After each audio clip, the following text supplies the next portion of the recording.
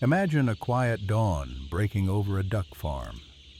In a warm barn, thousands of fluffy yellow ducklings scurry under heat lamps, peeping loudly as they chase their first meal. This is the beginning of the Cherry Valley duck's journey, a story of rapid growth and careful tending that will in just a few weeks transform these hatchlings into full-grown meat ducks. Today we're exploring how farmers raise Cherry Valley ducks, one of the world's most popular meat duck breeds, following their life cycle from egg to market. We'll discover why this breed is favored for its meat, how farmers feed and house them at each stage, the health care that keeps them thriving, the economics of the operation, and the challenges and rewards along the way. Cherry Valley ducks are a special strain of the Pekin duck, bred for both rapid growth and high meat yield. Originally developed in England by Cherry Valley Farms, this breed emerged from crossing elite Pekin lines to produce leaner, fast-growing birds. The result was so successful that Cherry Valley ducks have become the dominant commercial meat duck globally. By 2016, at least 75% of ducks raised in China, the world's largest duck market, were Cherry Valley strains. Why such popularity? Simply put, they grow astonishingly fast and efficiently. Under good management, a Cherry Valley duck can surpass 3.5 kgs live weight in as little as 6 weeks. This rapid growth, reaching market weight around 42 to 49 days, outpaces most traditional duck breeds and comes with excellent feed conversion. In other words, Cherry Valley ducks pack on weight quickly without needing excessive feed, making them cost-effective to raise. They also have high dressing percentages, yielding about 66 to 68% of their live weight as meat, up to 3 kilograms of meat per duck. On top of that, these ducks lay plenty of eggs in breeding flocks, up to 150 eggs a year in the maternal lines, ensuring a steady supply of ducklings. Hardy and adaptable with a calm temperament, Cherry Valley ducks have earned a reputation as an ideal meat duck for both small farms and large commercial operations. As we follow their story, keep in mind this breed's defining trait: early maturity. A 6-week-old Cherry Valley can weigh as much as some duck breeds do at 4+ months. This turbocharged growth is exactly why farmers around the world favor the Cherry Valley duck for meat production. Our story truly begins in the hatchery. Cherry Valley duck eggs incubate for about 28 days, and when they hatch, the day-old ducklings are vulnerable fluff balls needing special care. In a commercial farm's brooder house, the environment is meticulously prepared before the newborns arrive. Temperature is crucial. Ducklings cannot regulate their body heat at first. Farmers preheat the brooding area to around 28 to 32 degrees Celsius, about 82 to 90 degrees at placement time. Heat lamps or brooders are set up often with circular brooder rings or barriers to keep the babies close to food and warmth. As you peek into the brooder on day 1, you'd see it bathed in a soft red glow of heat lamps, with the air warm and dry. The ducklings instinctively huddle under the heat if cold or scatter if too hot. Farmers watch this behavior to tweak lamp height and temperature. Soft bedding, absorbent straw or wood shavings covers the floor to insulate and keep them dry. Within the first hours, one goal stands out: get every duckling eating and drinking. Workers gently dip a few ducklings' bills in water and feed, teaching the rest by example. Fresh water is provided in shallow drinkers with marbles or screens to prevent drowning, and feeders brim with starter crumble. Within 36 hours of hatch, we need them all to have a full belly, our farmer says. Early nutrition is critical. In fact, every extra gram a duckling gains in its first week can translate to 8 to 10 more grams at slaughter. So those first sips and pecks of food are setting the stage for the duck's entire growth curve. Feeding the newborns. Cherry Valley ducklings start on a high-protein starter feed formulated for waterfowl. Typically containing around 18 to 20% protein, this feed supports their explosive early growth. The starter feed often comes as tiny pellets or crumbles 2 to 3 millimeter diameter so that ducklings can easily eat it without waste. In small farm settings, some farmers may supplement with traditional starter foods, chopped boiled egg, crumbled curd or cottage cheese, and a sprinkle of green chopped onion or nettles after a few days. However, commercial operations rely on balanced pelleted feed to ensure consistent nutrition. Ducklings gobble up this protein-rich diet, and they need plentiful niacin vitamin B3, more than chicks do, to support bone growth, so waterfowl starter feed or a niacin supplement is used if feeding chick starter. Feed and water are provided almost ad libitum free choice at this stage. The babies eat to meet their energy needs, and their energy-dense diet fuels them to grow visibly each day. Brooder house environment. For the first 1-2 weeks, the barn is kept cozy. Besides, temperature lighting is extended, often 23 hours light, 1 hour dark in the first days to encourage eating. Gradually, as the ducklings grow their fuzzy down into juvenile feathers, heat can be reduced a bit each week, usually by about 3 to 5 degrees per week. By 2 weeks, they won't need constant heat, especially as they begin to feather out. Ventilation is gently introduced even in the brooder fresh air without drafts to remove moisture and ammonia from the wet litter. And litter does get wet. Ducklings love to play with water, often splashing as much as they drink. Farmers combat this by frequent bedding changes. It's common to add fresh straw daily or as needed, because even though ducks are waterfowl, they don't thrive in damp, dirty conditions.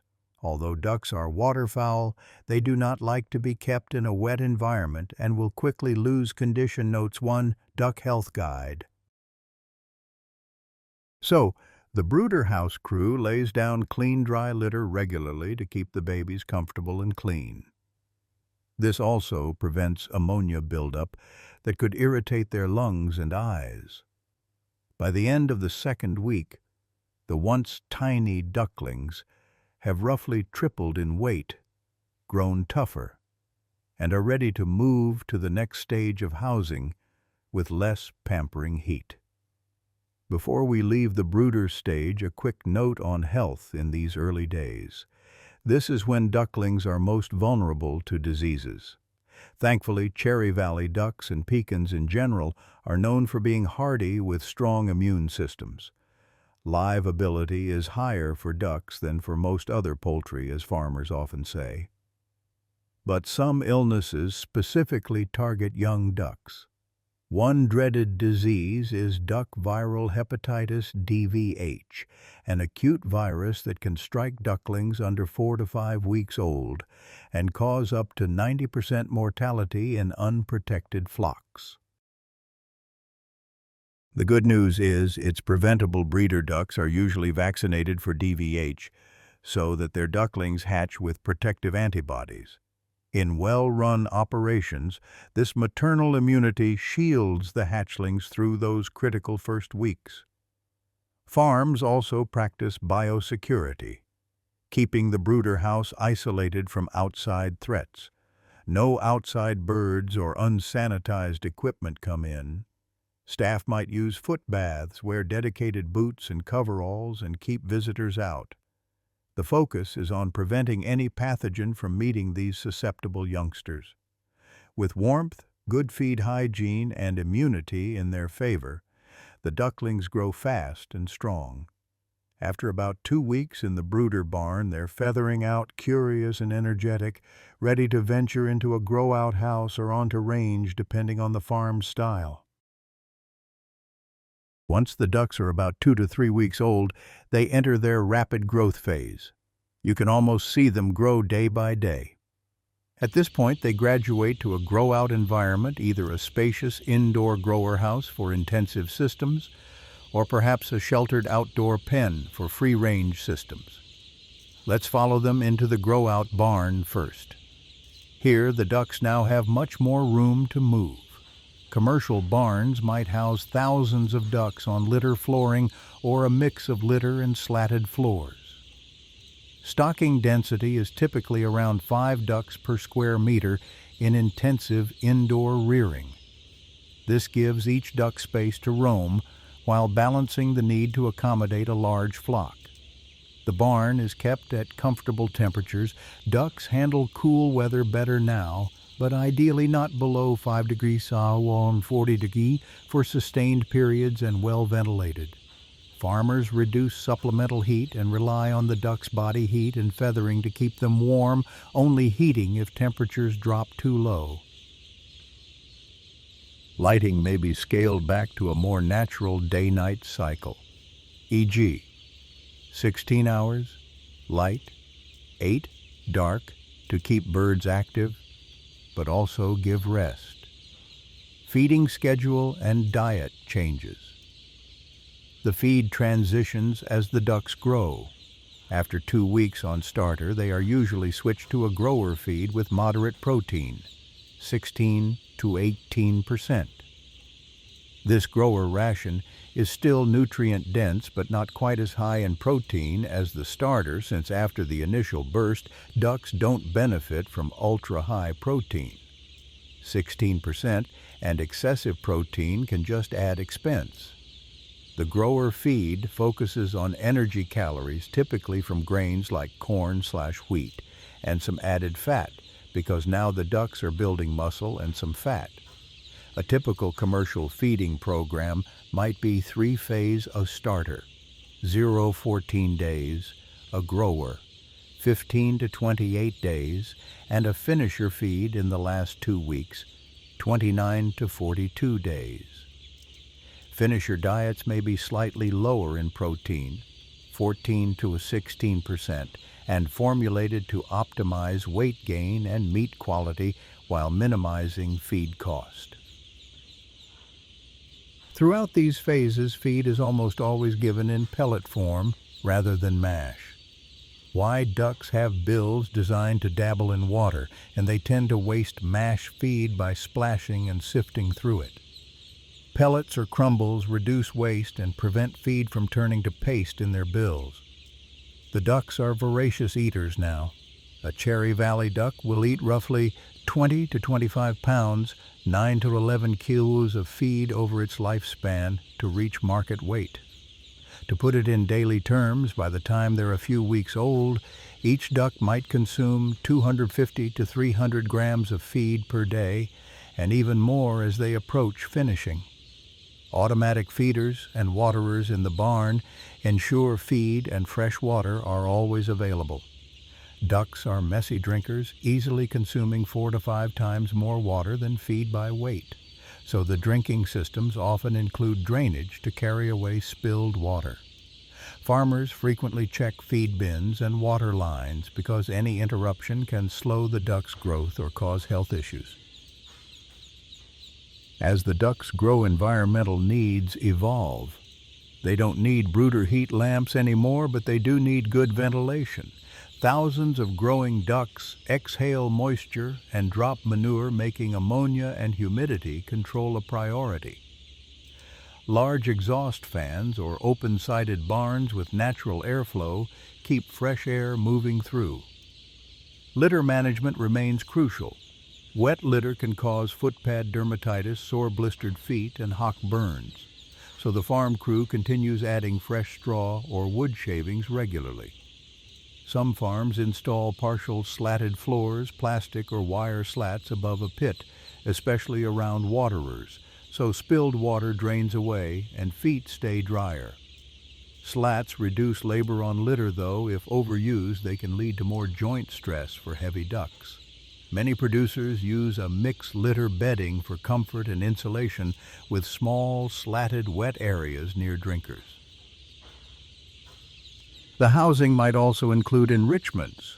At least the ducks themselves consider it enrichment when fresh straw is spread. Farmers note how ducks get excited and dabble in the straw, searching for any tidbits and amusing themselves. Happy ducks, busy dabbling and preening, tend to have fewer behavioral problems.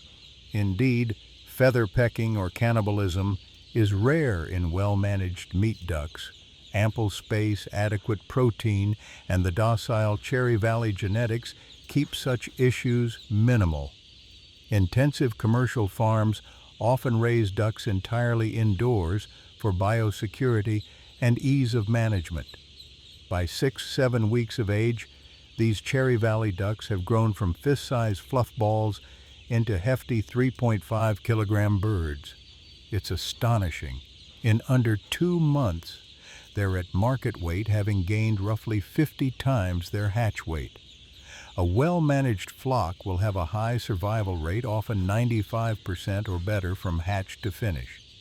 The barn full of plump white ducks is now ready for market. Typically around week 6, or sometimes up to week 7 or 8, the integrator or farm will schedule processing.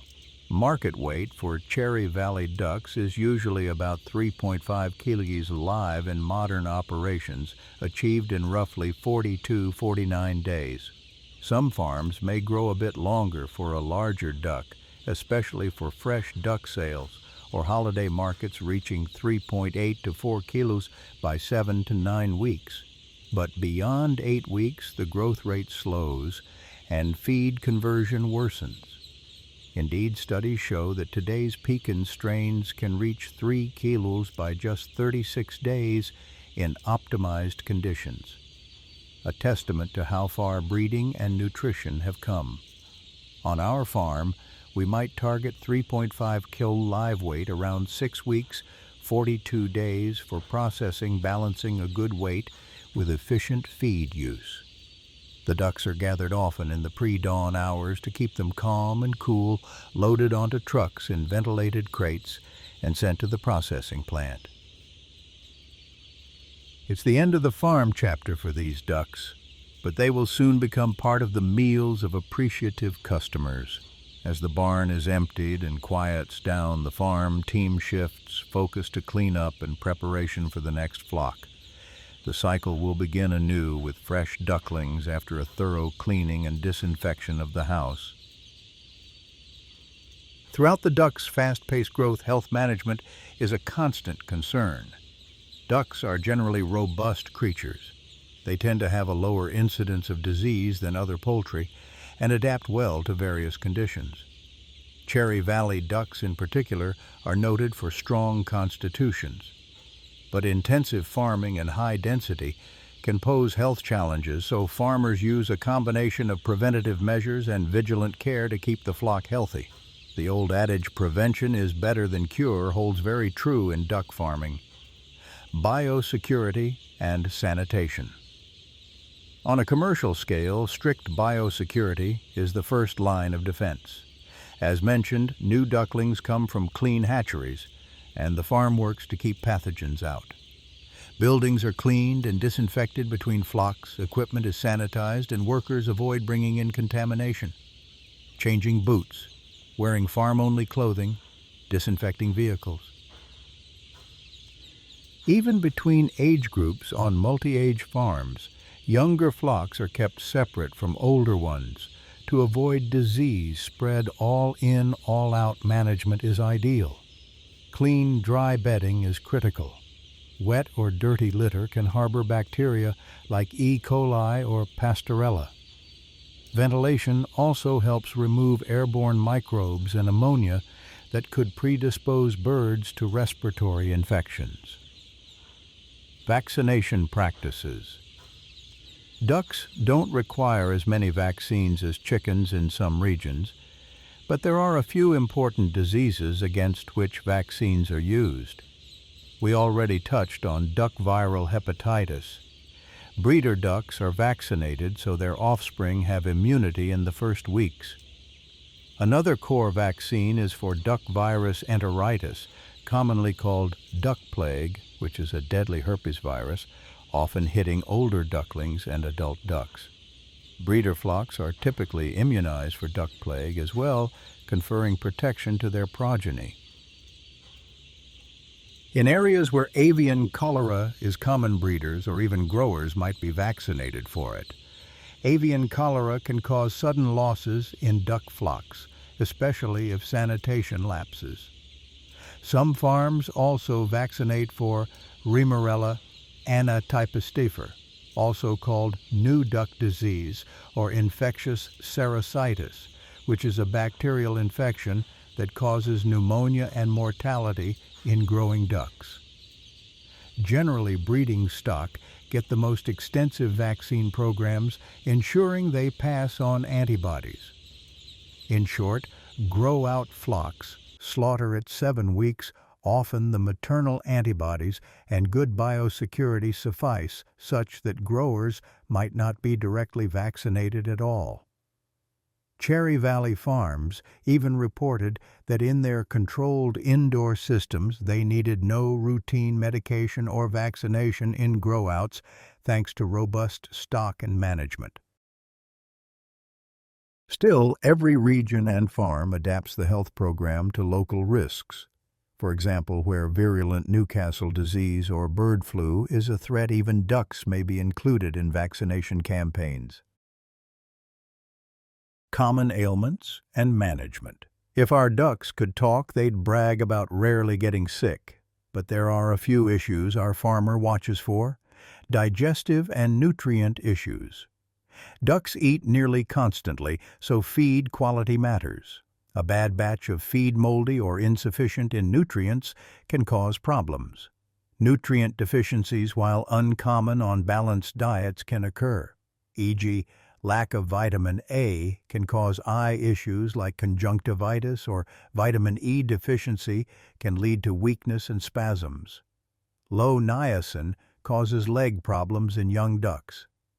The solution is prevention, using well-formulated feeds and supplementing vitamins in water if needed. Farmers may toss some fresh greens or grass clippings to provide enrichment and extra vitamins, which ducks love.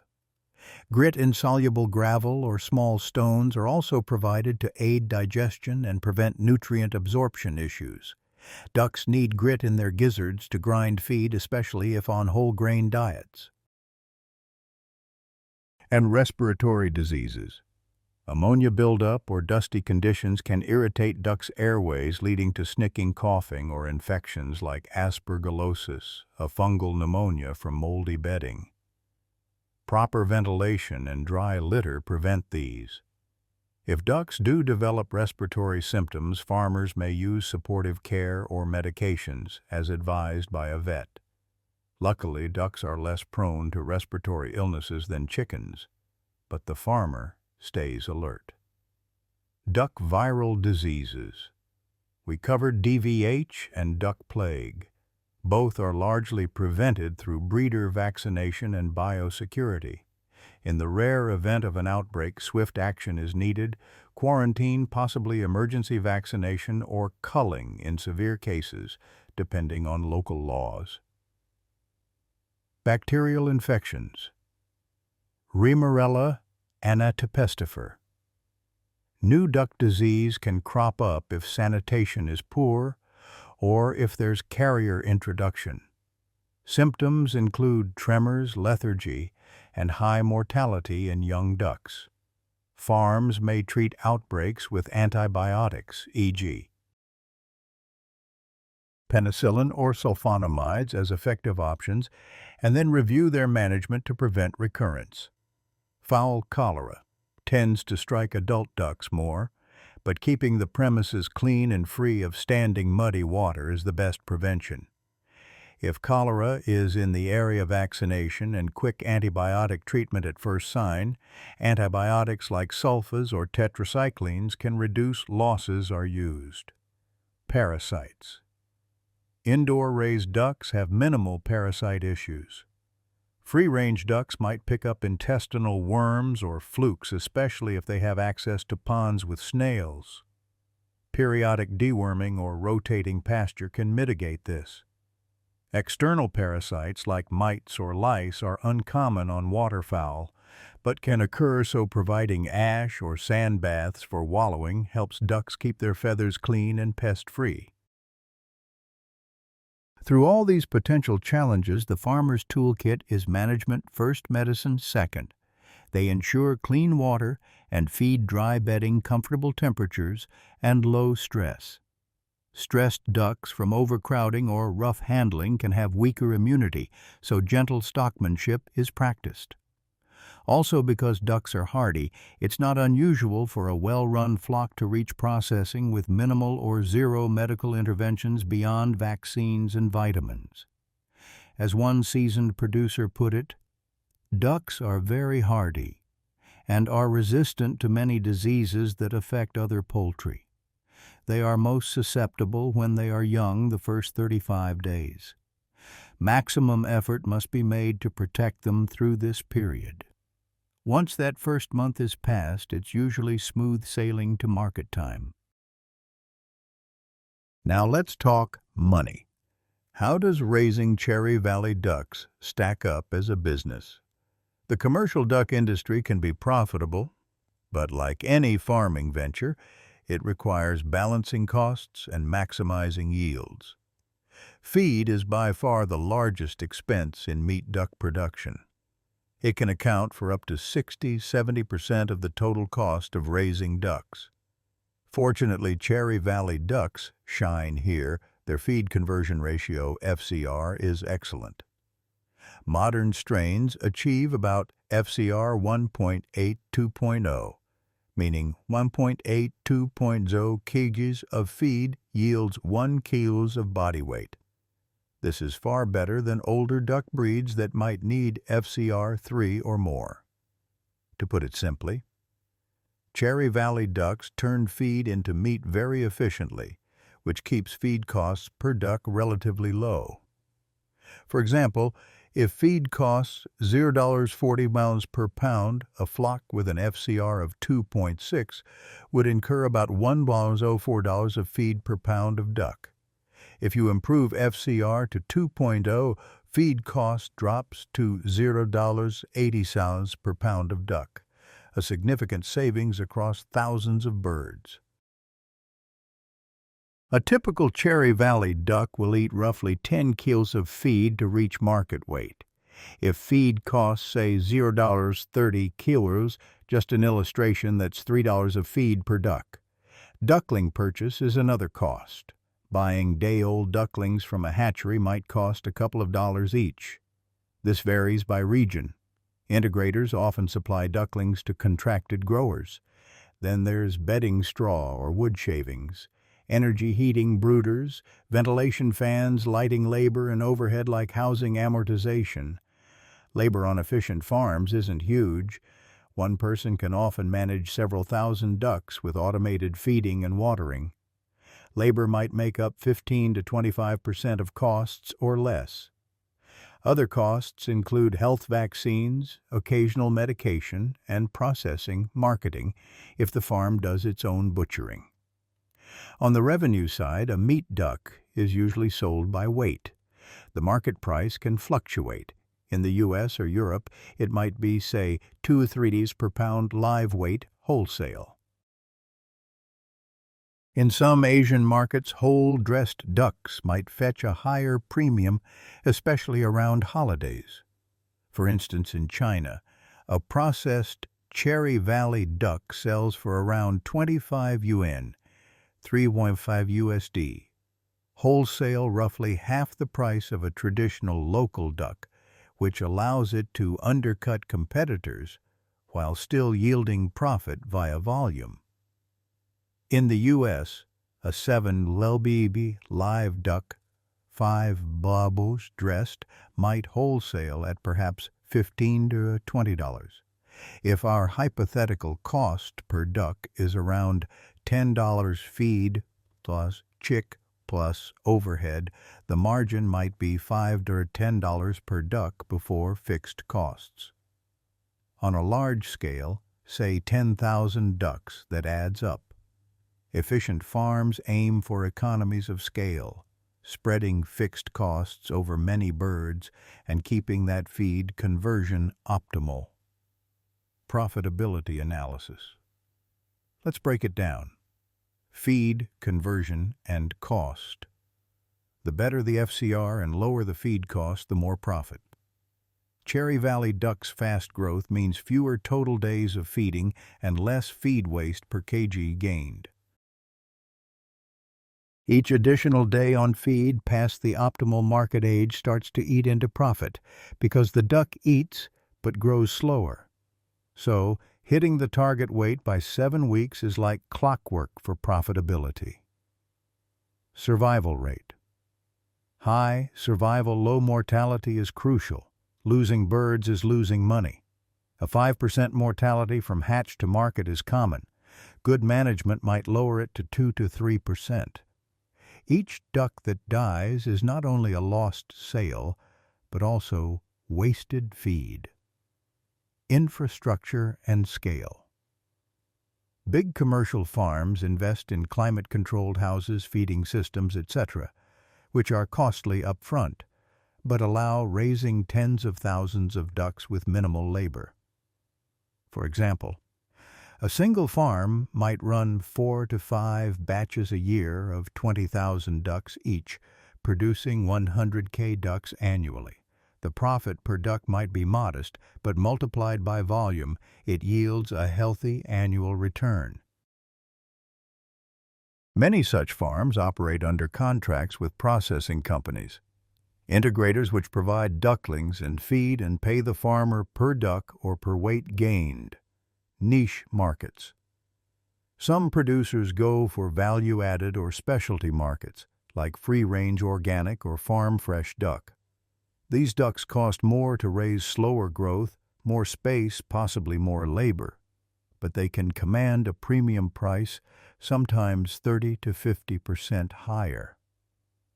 For instance, a free-range Cherry Valley duck, sold direct to consumers or high-end restaurants, might bring significantly more revenue, boosting profit margins if the farmer can keep costs in check.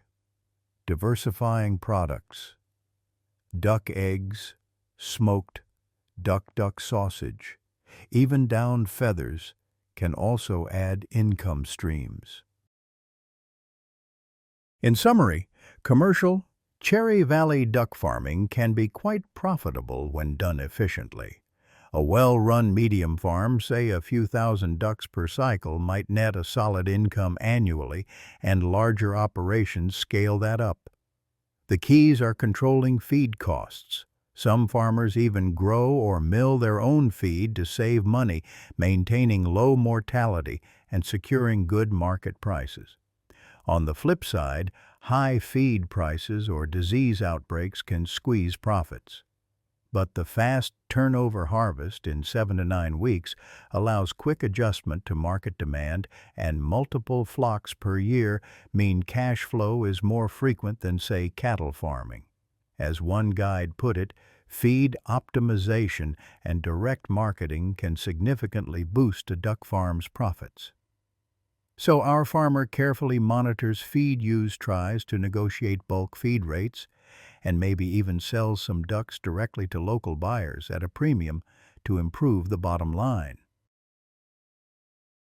With each flock, they analyze feed conversion, weight gain, and expenses to tweak the next cycle for even better results.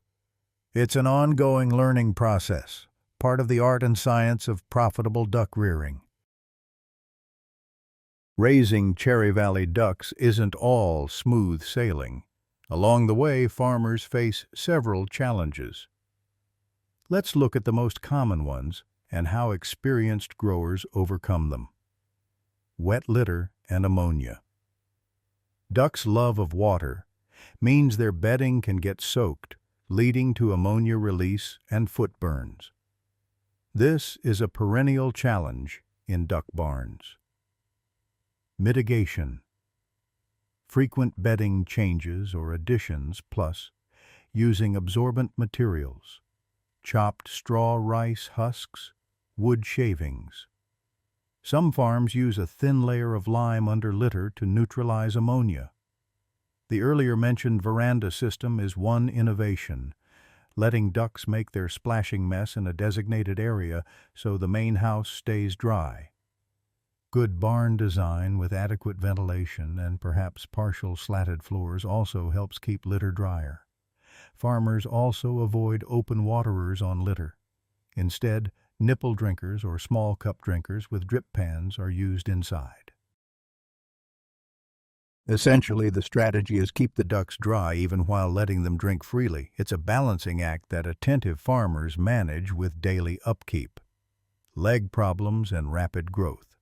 Cherry Valley ducks grow so fast that their legs carry a lot of weight early. If nutrition is imbalanced, especially lack of niacin or minerals or floors are slippery, you can see lameness or splayed legs. Mitigation. Ensure proper niacin in diet, often by using waterfowl starter feed or adding brewer's yeast. Provide good footing. Dry, textured litter, not too smooth surfaces, and avoid excessive growth beyond what the legs can handle. Interestingly, ducks have a capacity for compensatory growth. If they grow a bit slower initially, they can catch up later without total loss. Some farmers deliberately don't push maximum weight gain in the first few weeks to give the skeletal frame time to strengthen, thus reducing leg issues. Separating the flock by size, if some are much smaller or larger, can also ensure even feeding and prevent big birds from trampling smaller ones. Disease outbreaks. Though hardy ducks can still face outbreaks, be it duck viral diseases or bacterial ones as discussed. Mitigation. Strict biosecurity, vaccination of breeders, and quick response. For example, if a farm in the area breaks with duck cholera or avian influenza, a farmer might temporarily keep ducks indoors to avoid contact with wild birds and ramp up sanitation and monitoring. Having a relationship with a poultry veterinarian or diagnostic lab, like the Cornell Duck Research Lab in the U.S., helps in getting fast diagnosis and guidance. Some farmers keep a small stock of broad-spectrum antibiotics on hand, used under vet guidance to medicate drinking water if a bacterial outbreak is caught early, containing it before it wrecks the flock. But overall, preventive management is preferred to firefighting after the fact. Heat stress or cold stress. Ducks handle cold reasonably well with shelter, but they are vulnerable to extreme heat. In hot climates, a barn full of heavy ducks can overheat, leading to panting stress or death. Mitigation. In summer or tropical regions, farms install cooling systems like fans with misting or ensure houses are open-sided for airflow. Plenty of drinking water is a must, so ducks can regulate body temperature. On hot days, farmers might schedule work like catching or moving birds for cooler early mornings or evenings. Conversely, in very cold weather, providing windbreaks and some heat in the barn keeps ducks from huddling too tightly, which can smother some on the bottom. This is where climate-appropriate housing design pays off. Predators and pests. If ducks are outdoors, predators, foxes, raccoons, birds of prey can be an issue. Mitigation. Secure fencing, including overhead netting. If aerial predators are around, and sometimes guardian animals, a well-trained dog, or even geese to alert or deter threats. For indoor flocks, rodents can steal feed or spread disease. Farmers set up rodent control programs, sealed feed storage traps or bait stations because mice and rats are not welcome in a duck house. Market and price fluctuations. Not a husbandry issue per se, but a business challenge. Feed prices might spike or duck. Market prices might dip due to oversupply or seasonal demand shifts. Mitigation. Some farmers lock in feed contracts in advance to manage cost or diversify their sales, fresh meat, smoked products, etc., to avoid reliance on a single market price. Being efficient in production gives a buffer in tight market times. Those who can produce a kg of duck with less feed will weather a low price period better. Every challenge has a solution, and farmers often learn tricks of the trade from each other or through extension services. For instance, a farmer might share how adding a bit of apple cider vinegar to water keeps slime down in summer, or how providing straw in winter keeps ducks entertained and warm. The community of duck producers through forums or co-ops is continually innovating small improvements. And of course, companies like Cherry Valley have R&D and technical guides to help farmers troubleshoot issues, from lighting programs that minimize stress to feed additives that improve gut health. One common theme in mitigating challenges is attentive management. Early morning and late-night barn checks detailed record-keeping of feed intake and mortality, and simply knowing your flock go a long way. An observant farmer can tell when the ducks seem a bit off. Maybe they're less active, could mean subclinical illness brewing, or one group is smaller. Perhaps they aren't accessing feed well. Time to adjust feeder height or spacing. These daily interventions prevent small issues from becoming big ones. In essence, raising Cherry Valley ducks is intensive but rewarding their fast growth rewards. Good care quickly, and any issues also manifest quickly, so the farmer is kept on their toes. The best mitigation for most problems is experience. After a few flock cycles, patterns emerge, and the farmer becomes adept at fine-tuning the environment to keep the ducks comfortable and productive. To wrap up our narrative, let's look at a couple of real-world examples that highlight the possibilities in Cherry Valley duck farming. The high-tech producer. Cherry Valley Farms itself, based in the UK, has been a pioneer in the duck industry for decades. They not only developed the breed, but also continuously improved rearing systems.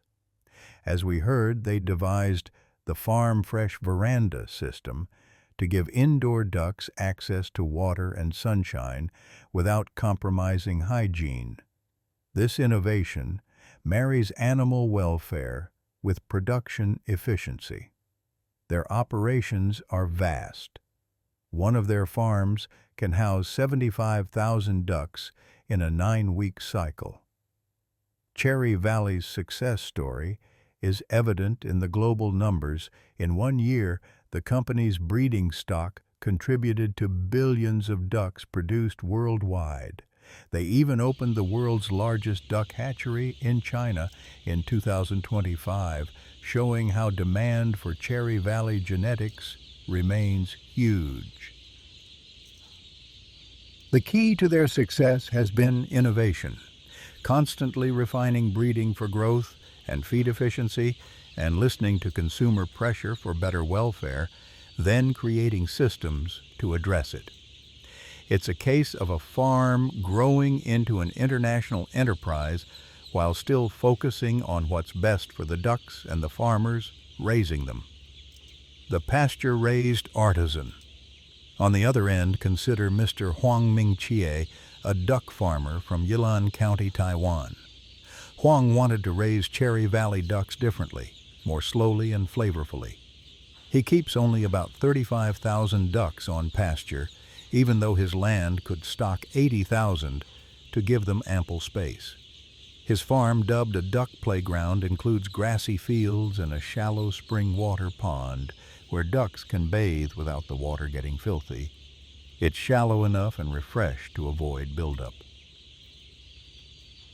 Thanks to the cool nights and warm days of his region, his ducks eat heartily.